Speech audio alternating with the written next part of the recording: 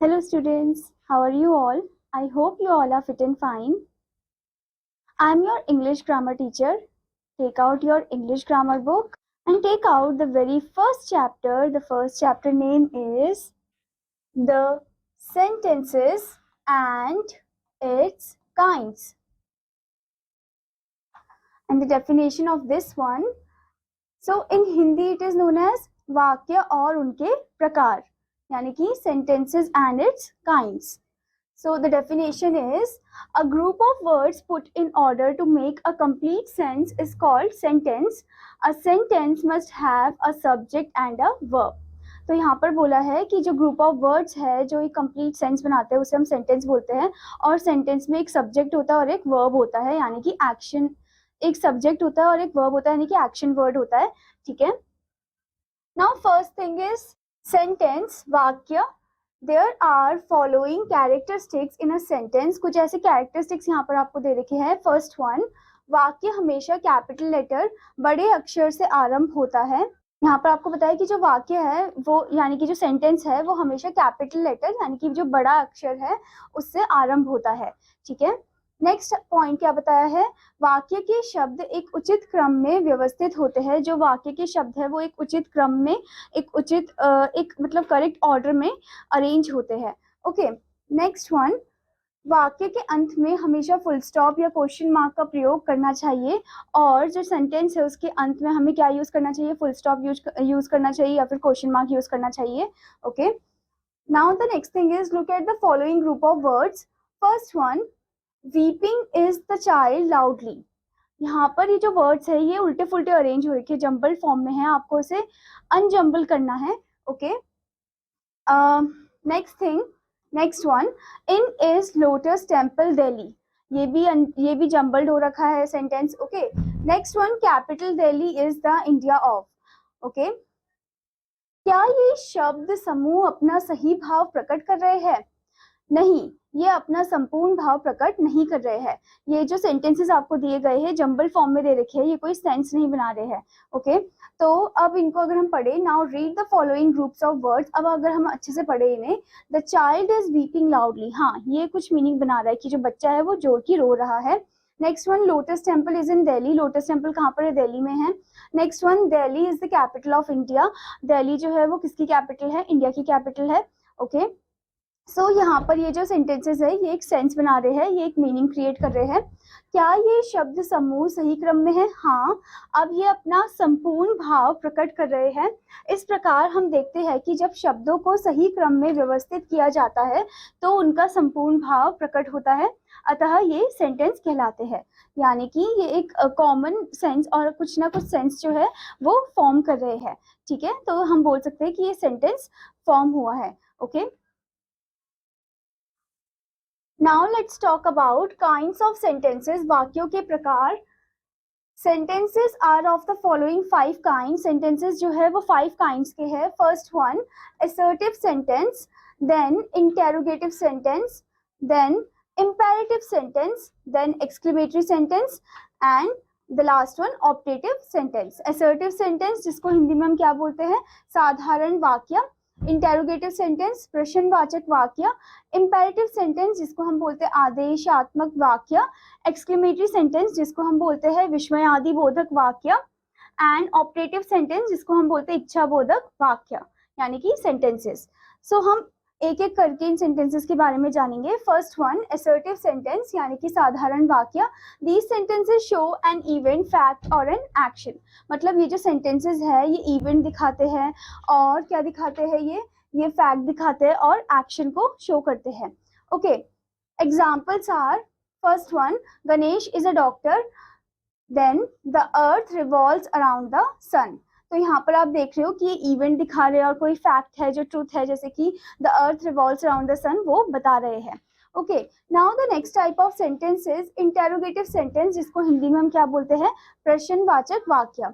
These sentences are used to ask questions. मतलब ये जो sentences हैं ये हम यूज करते हैं क्वेश्चन पूछने के लिए.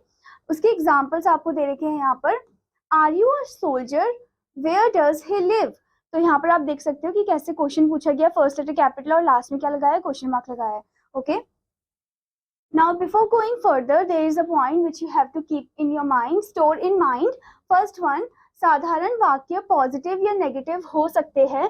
He is a good boy, he is not a good boy. अब यहाँ पर बोला है कि जो साधारण वाक्य है यानी कि जो सेंटेंस है वो पॉजिटिव भी हो सकता है, नेगेटिव भी हो सकता है. जैसे कि पॉजिटिव में क्या है, he is a good boy, और नेगेटिव में क्या है, he is not a good boy. Okay, मतलब कि नेगेटिव में क्या लगा दिया, नॉट लगा दिया इधर. Okay, now the next one is सभी प्रश्नवाचक वाक्यों के अंत में क्वेश्चन मार्क लगता है, और जो भी इंटरोगेटिव होते हैं यानी कि क्वेश्चन वाले जो सेंटेंसेस है उनके अंत में क्या लगता है, क्वेश्चन मार्क लगता है. For example, is he a good boy. Okay, तो यहाँ पर फर्स्ट लेटर कैपिटल और लास्ट में क्या लगा है, question mark. Okay, now the next type of sentence is imperative sentence, जिसको हिंदी में हम आदेशात्मक वाक्य बोलते हैं. So these sentences show advice, order and request. Subject you is hidden in these sentences. So यहाँ पर बोला गया है कि ये जो sentences है ये advice, order या फिर request जो है उसे show करते हैं, और इसमें जो subject you है वो hidden होता है इन sentences में. Okay, here are the examples. First one, buy me a pen. सो यहाँ पर आप देख सकते हो कि बाय मी अ पेन, ये क्या कर रहा है, ये क्या शो कर रहा है, ये आदेश शो कर रहा है. ठीक है, यानी कि ये ऑर्डर दे रहा है. Okay, next one, respect your elders. यहाँ पर क्या बोल रहे हैं, सलाह दे रहे हैं ये. Okay, next one, please maintain silence, और यहाँ पर क्या है, प्रार्थना है. ठीक है,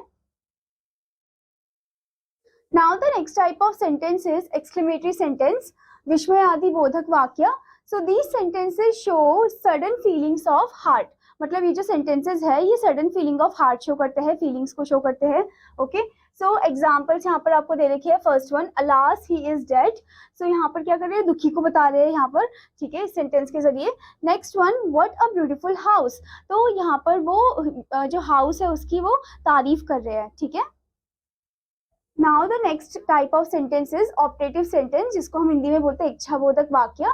these sentences show wish, request, blessing and curse. मतलब ये जो सेंटेंसेस है ये क्या शो करते हैं, विश शो करते हैं, रिक्वेस्ट शो करते हैं, ब्लेसिंग शो करते हैं और कर्स शो करते हैं. Okay, examples are may she live long. So यहाँ पर क्या है, आशीर्वाद दे रहे, ब्लेस कर रहे हैं. Okay, next one, may you be blessed with a son. यहाँ पर इच्छा बता रहे हैं वो. Okay, Now let's talk about parts of sentences. वाक्य के भाग. A sentence has two parts, subject and predicate. Sentence के दो पार्ट होते हैं, subject और predicate. Okay, so subject, first one is the subject, जिसको हम हिंदी में कर्ता बोलते हैं. Subject वाक्य का वह भाग होता है जिसके बारे में कुछ कहा जाता है. Subject नाउन, संज्ञा और pronoun सर्वनाम हो सकता है. यह एक व्यक्ति, स्थान अथवा वस्तु भी हो सकती है. तो सब्जेक्ट यानी कि जो वाक्य का क्या है, एक भाग है, एक इम्पॉर्टेंट पार्ट है. और यहाँ पर ये भी बोला गया है कि जिसके बारे में क्या बोला जाता है, कुछ कहा जाता है. ठीक है, और सब्जेक्ट जो है वो नाउन और प्रोनाउन, ये दोनों में से कोई भी एक हो सकता है. Okay, next one is predicate, जिसे हम हिंदी में विधेय बोलते हैं. प्रेडिकेट वाक्य के उस भाग को कहा जाता है जो सब्जेक्ट के बारे में बताता है. इसमें एक शब्द अथवा बहुत से शब्द सम्मिलित हो सकते हैं. तो प्रेडिकेट जो है ये सब्जेक्ट के बारे में आपको बताता है. ठीक है, और इसमें एक से अधिक जो है बहुत सारे जो शब्द है यानी कि जो वर्ड्स है वो एक साथ अरेंज हो सकते हैं. Okay, Now read the following sentences. First you can see here in the box, subject आपको यहाँ पर दे रखा है और predicate दे रखा है यानी कि कर्ता और विधेय. So first one, the boy is playing. The boy जो है यहाँ पर subject है और is playing जो है वो क्या है, आपका predicate है. Next one, My mother has gone to market. My mother आपका subject है और has gone to market is the predicate. यानी कि यहाँ पर जो सब्जेक्ट है उसके बारे में बताया जा रहा है कि वो कहाँ पर है, वो गए हैं कहाँ पर, मार्केट में गए हैं. ठीक है, और नेक्स्ट वन है the elephant has a big trunk. यानी कि द एलिफेंट जो है आपका सब्जेक्ट है और हैज अ बिग ट्रंक जो है आपका प्रेडिकेट है. Next one, Virat Kohli is a great batsman. Virat Kohli आपका सब्जेक्ट है, इज अ ग्रेट बैट्समैन ये क्या है, आपका प्रेडिकेट है. Okay, now the next thing is, before going further there is a point store in mind. वाक्य में सब्जेक्ट को छोड़कर शेष शब्द प्रेडिकेट में सम्मिलित होते हैं. यानी कि जो सेंटेंस है उसमें सब्जेक्ट को छोड़कर कुछ ऐसे वर्ड्स होते हैं जो प्रेडिकेट में प्रेजेंट होते हैं. Okay, I hope student that you understood this chapter. और आपका होमवर्क है कि आपको एक्सरसाइज पार्ट कंप्लीट करना है. Now I am gonna meet you in another class. Till then students, bye.